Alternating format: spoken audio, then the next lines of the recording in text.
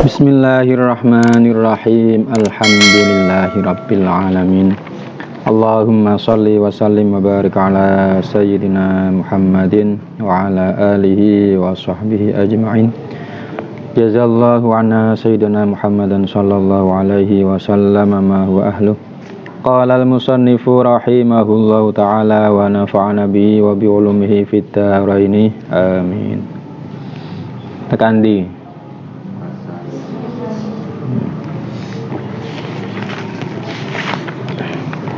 wasalisu utawi kang kaping telu iku ayyakuna yen to ana sapa alqasiru wong kang ngosor salat iku muaddiyan wong kang nekani utawa wong kang nglakoni salat ada nekani li sholati maring salat ar-rubaiyati kang bangsa patang rakaat. Ammal faitatu anapun utawi salat kang pot kang gugur hadiran ing dalem ana omah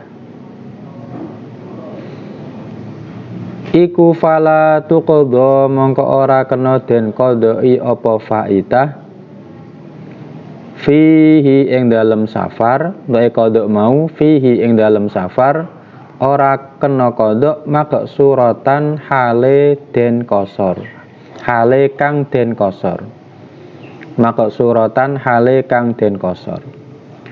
Wal faitatu tawi salat kang pot fis safari ing dalem tingkah pelungan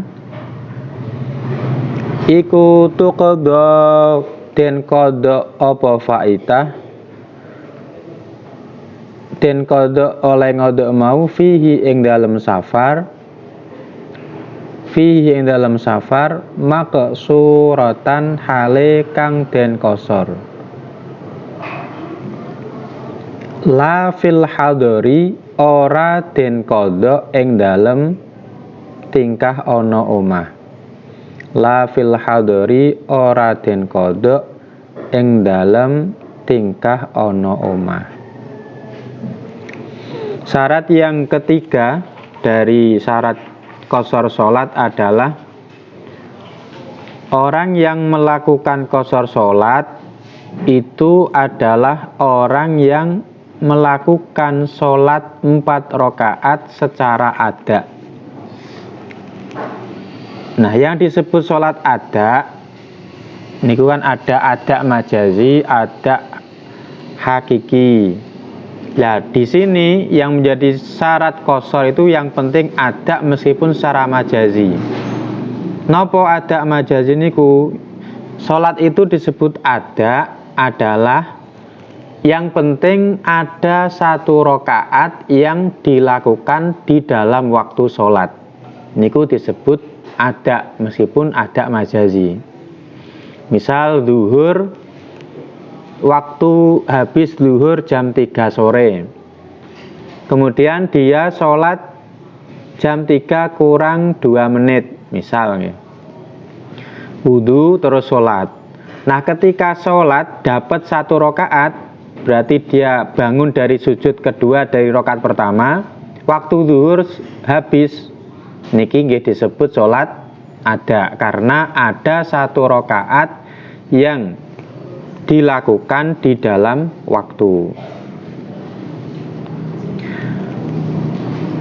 Nah, artinya kalau ada orang punya tanggungan sholat yang ditinggalkan ketika dia di rumah, maksudnya di rumah niku ditinggalkan tidak dalam perjalanan, baik sebagai mukim atau sebagai mustautin, maka sholat yang dia tinggalkan pada waktu di rumah tidak bisa diqodok dengan cara qashar.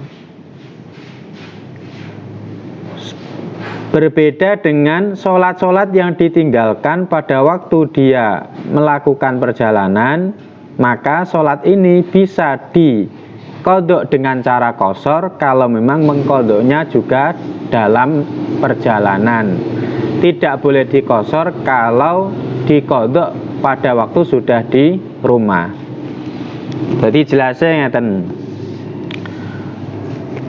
Ada kalanya sholat itu gugur, artinya gugur ditinggalkan ketika dia di rumah, karena lupa atau karena sakit misal. Nah, sholat yang ditinggalkan ketika dia di rumah niku ada dua kemungkinan. Sama yang pertama dikodok juga di rumah. Yang kedua dikodok pada saat dia melakukan perjalanan. Niki hukumnya sama-sama tidak boleh dikosor. Baik itu sholat isya, sholat asar, sholat duhur. Kalau meninggalkannya ketika di rumah, maka mutlak tidak boleh dikosor. Ketika kodok tidak boleh dengan cara mengkosornya, baik dikodok di rumah atau dikodok ketika dia pergi melakukan perjalanan. Yang kedua, sholat yang ditinggalkan ketika dia melakukan perjalanan. Misal ada orang gerobogan pergi ke Jakarta. Di tengah-tengah perjalanan, karena dia ngantuk, akhirnya tidur sampai tujuan tidak bangun, akhirnya dia tidak sholat. Misal dia perjalanannya jam 10 pagi berangkat ke Jakarta, bangun-bangun sudah jam 7 malam. Nah, berarti kan dia tidak sempat sholat zuhur, tidak sempat sholat asar karena tertidur saat perjalanan. Nah, untuk sholat yang ditinggalkan ini, maka dilihat kalau mengkodoknya sama-sama ketika masih dalam perjalanan, meskipun tidak harus sama dengan perjalanan saat dia meninggalkan sholat, maka kodoknya juga boleh dengan cara mengkosor, dengan syarat perjalanan yang dipakai untuk mengkodok sholat juga sama-sama ada 80 km, artinya ada safar qosir. Kalau mengkodoknya di rumah, jadi dia tadi kan ke Jakarta, tidak sempat sholat zuhur dan sholat asar.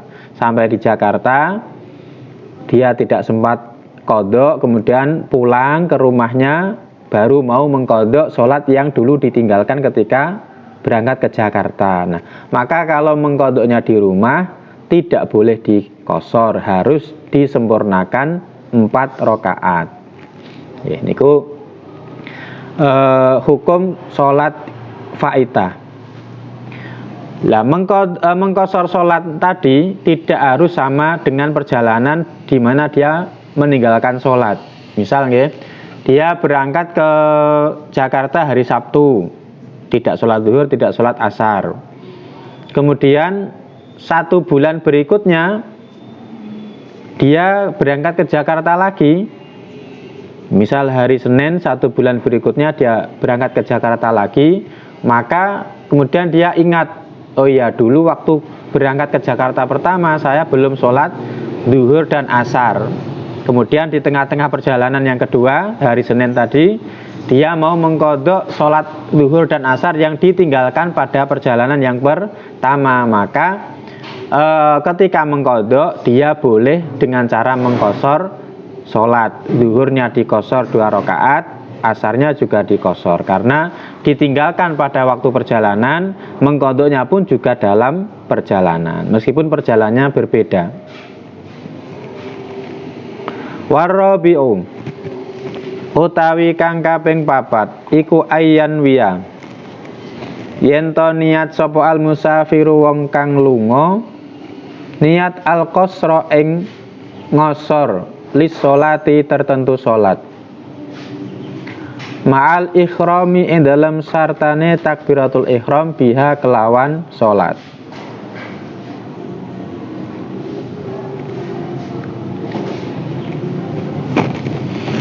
Syarat yang keempat, harus niat qasar sholat bersamaan dengan takbiratul ihram. Jadi ketika Allahu Akbar, niku dia sudah harus niat mengqasar sholat. Artinya Kalau setelah takbiratul ihram kok dia baru ingat bahwa dia mau mengqashar sholat, maka waktunya sudah habis, tidak bisa disusuli. Oke. Jadi kalau mau mengqashar sholat, mau sholat duhur 2 rakaat, asar 2 rakaat, isya 2 rakaat, niki harus ketika takbiratul ihram sudah niat mengqashar sholat. Nah, niatnya bagaimana? Ya. Kalau hanya qashar sholat saja, maka niatnya bisa misalnya usolli fardhu zuhri maksuratan. Saya niat menyengaja sholat fardhu zuhur dengan cara diqashar. Atau usolli fardhu zuhri rakaataini. Saya menyengaja sholat fardhu zuhur 2 rakaat adaan lillahi ta'ala. Jadi kalau sudah menyebutkan rakaat ini tidak wajib menyebutkan qasron. Umpama digabung ya boleh. Usolli fardhu zuhri rakaat ini qasron adaan lillahi ta'ala. Niku niat qashar. Lah niat qashar ini harus dilakukan di tengah-tengah atau ketika takbiratul ihram. Kemudian kalau dia misal dia sholat, ada orang dalam perjalanan sholat duhur. Ketika sholat dia tidak ada keinginan qashar. Ya, mungkin dia belum capek atau merasa kuat. Jadi dia niat biasa, usolli fardhu zuhri 4 rakaatin mustaqbilal qiblati adaan lillahi ta'ala Allahu akbar. Bon, setelah sholat dapat 1 rakaat, dapat 2 rakaat, misal sholatnya batal, ya. Karena dia kentut atau karena dia kejatuhan najis, pokoknya sholatnya batal. Nah, sholatnya batal kan akhirnya diulangi. Lah untuk sholat kedua, niku dia boleh qashar atau tidak? Jawabannya tetap tidak boleh qashar. Ya. Jadi meskipun sholat yang pertama batal, jadi kan dia sholat yang pertama dengan niat menyempurnakan sholatnya 4 rakaat. Kalau sholat yang pertama yang diniati 4 rakaat ini atau disempurnakan kok batal, maka ketika dia sholat lagi untuk yang kedua kali tetap tidak boleh niat qashar, karena dia sudah niat di sholat pertama untuk menyempurnakan sholat. Ini ku pendapat yang muktamad. Wal khamisu utawi kang kaping 5 iku alayak tamma yento ora manut sapa musafir, ora makmum maksudnya. Iku alayak tamma yento ora manut sapa musafir fi juz'in saking sak juz min sholatihi saking sholate musafir bimuqimin kelawan wong kang mukim. Wong mukim iku maksudnya bagaimana? Ai biman tegese kelawan wong yusolli kang sholat sapa man sholatan kelawan sholat tamatan kang sempurna. Liyasmala supaya mengku sapa man al musafira ing wong kang lunga al mutimma kang nyempurnakake sholat. Syarat yang kelima, orang yang mengqashar sholat tidak boleh dalam sholatnya bermakmum dengan orang yang menyempurnakan sholat, meskipun hanya sebagian kecil. Lah orang yang menyempurnakan sholat itu baik orang itu mukim atau baik dia sesama musafir tapi yang menyempurnakan sholat, artinya musafir yang tidak mengqashar sholat. Artinya kalau ada orang kok niat qashar sholat, kemudian dia berjamaah dengan orang yang menyempurnakan sholat, maka dia wajib ikut menyempurnakan sholat. Artinya niat qasharnya tidak berlaku. Ya. Baik niat jamaah di awal sholat, di tengah-tengah sholat, atau bahkan di akhir sholat, tidak boleh orang yang mengqashar sholat berjamaah dengan orang yang tidak mengqashar sholat. Terus kemudian kalau ada orang, ya misal sampean pergi ke Jakarta naik bis kemudian berhenti di terminal, kemudian sholat di musola terminal. Lah ketika sampean masuk musola, sampean di situ ada orang yang sholat, tapi sampean tidak tahu yang sholat itu apakah orang yang mukim di situ ataukah sesama musafir. Kemudian sampean ikut makmum, maka bermakmum atau berjamaah dengan orang yang tidak diketahui statusnya apakah dia mukim atau musafir, ini mengharuskan dia menyempurnakan sholat. Jadi tidak boleh niat qashar karena imamnya tidak diketahui apakah dia mukim atau musafir. Yang kedua, berjamaah dengan imam yang disangka sama-sama musafir. Nah, ini kayaknya musafir, terus akhirnya ikut berjamaah, terus niat qashar. Di tengah-tengah sholat, ternyata imam yang disangka musafir ternyata mukim, penduduk asli situ.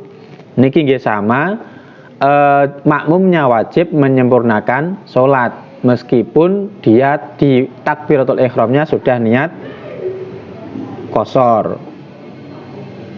Yang ketiga, berjamaah dengan orang yang yakin dia itu musafir, sama-sama musafir, cuman dia ragu si musafir ini niatnya itu qashar sholat atau tidak. Dia niat qashar sholat atau menyempurnakan sholatnya. Maka hukumnya tergantung.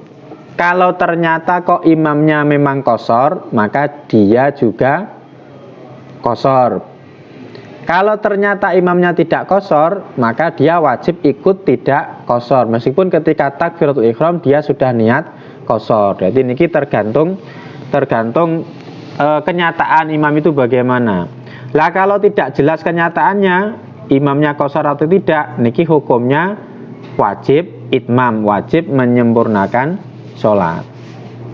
Nggih, nak pengen selamat yo ditakoki riyen jenengan niku musafir napa mukim. Mungkin nak musafir jenengan qashar napa mboten. Nah, baru nanti bisa sholat dengan tenang.